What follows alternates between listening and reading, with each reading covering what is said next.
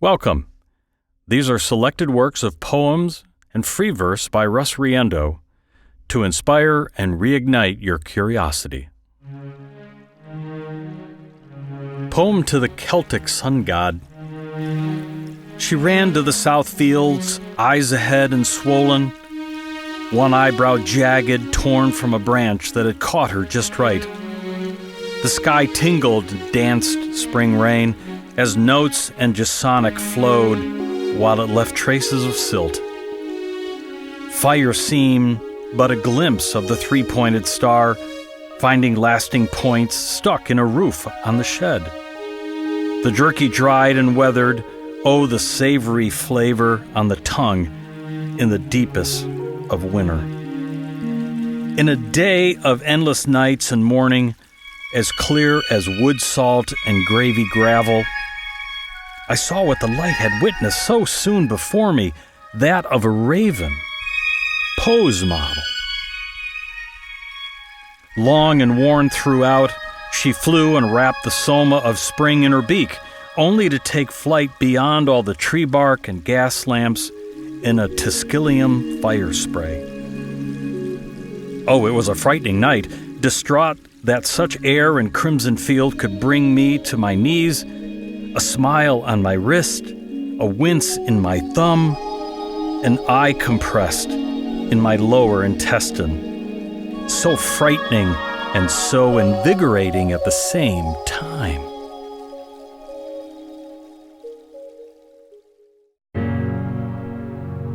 Adventure of a Peruvian traveler. Fly me home as I ride the wagon train's yellow tail. Fly me home beyond the trail of toes and rings. And fly me home, O sentinel of the wilderness. And fly me home, O mother of Peru. Was it the sun that baked the candy swollen and kissed the nectar guardians away from the nails and barrels? Was it the moon that wrestled away the shadow from the ghost horse? Fly me home, O mother of Peru.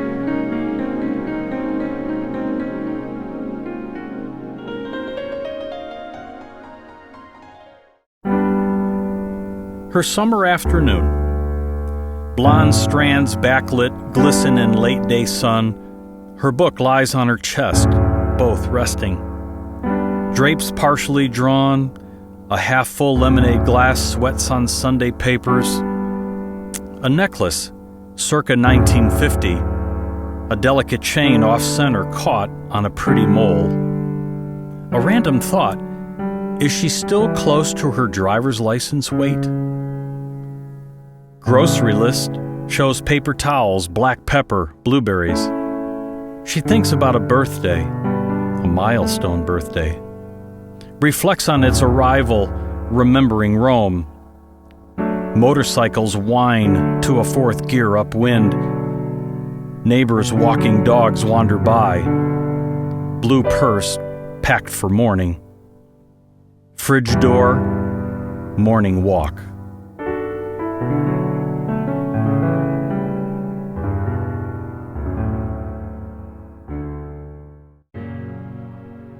Like the violin, like delicate veneer and ivory keys, like taut strings and raised bridges, I am in desire of such things. An instrument of beauty, of grace, of somber. My notes travel higher and softer, amber light speckles off shoulder. The person whose hands hold me close, hands close to my skin. Vibration of sounds resonate in my chest. My lips mimic the notes of the song, not to sing along, but merely to seek quiet. Like the violin, I hope to age with quiet dignity. Cracks and nicks commonplace in my frame. Even the case, a dent or two. Like ancient violins, I am stolen a time or two. Flattering as it is, I am scared and alone.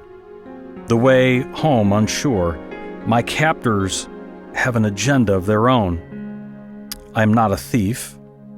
I'm not the coveted to be ransomed or sold, certainly not for money or love or simple thrill. Like the violin, I have felt the passing of time. My cracks in veneer show more quickly, the ivory keys chipped, worn, perpetually dirty. My eyes dry as rosin, my bow bowed out. And through all of the history and stories I have told, songs of joy and sadness, some ancient and gold, like the violin, my voice strives to remain sincere, a sonata of one.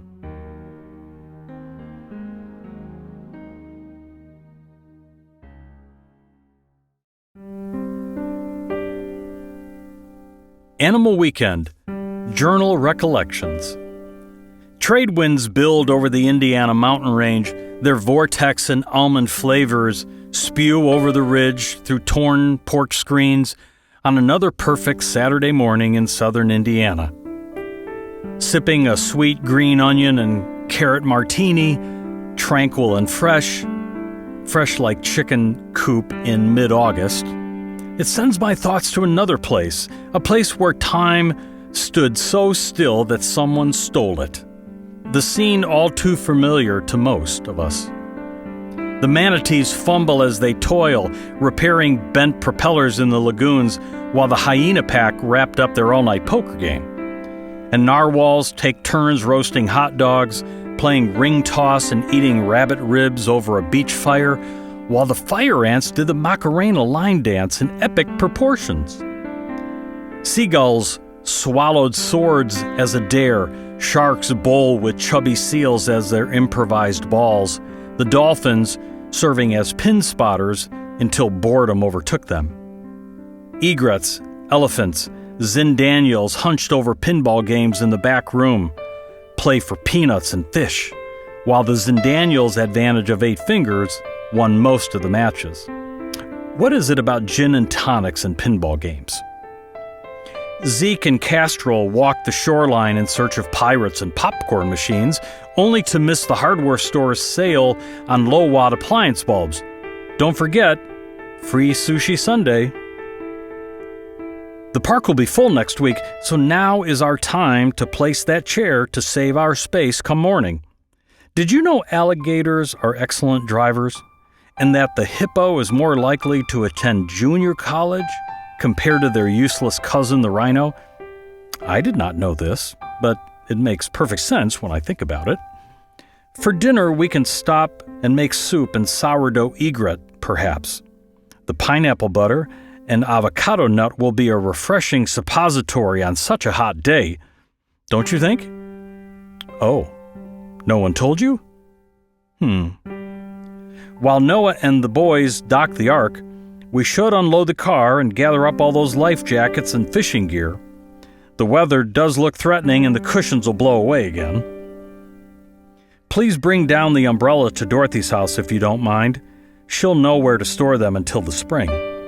Oh, and whatever happens, don't tell the skunk that Noah didn't bring 2 on board. He lied horrifically. I met Rico today. Such a wonderful python he is. Warm and friendly, low maintenance, quite inquisitive. Sitting on the fly deck, we shuffled through old pictures and newspaper clippings of his days at Harvard, reminding me of his glory days in debate and squash and photography club. Such a cad, that Rico.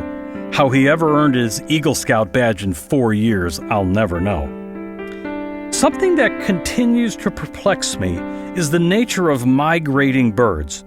Reason being, if these birds are smart enough to travel 1,000 miles to appear on the same tree, in the same park, or the same forest year after year, why can't they simply get an extended stay package at the Holiday Inn Express and stay local? Why risk the trip, the excess fatigue and weight loss, not to mention the headwinds? When I think about it, they could be doing the water parks and eat-in room service. Now conversely, the wildebeest migration, I fully get that. 3,000 stinky animals standing in mud for 3 months, nose to ass, is not anybody's idea of a good time.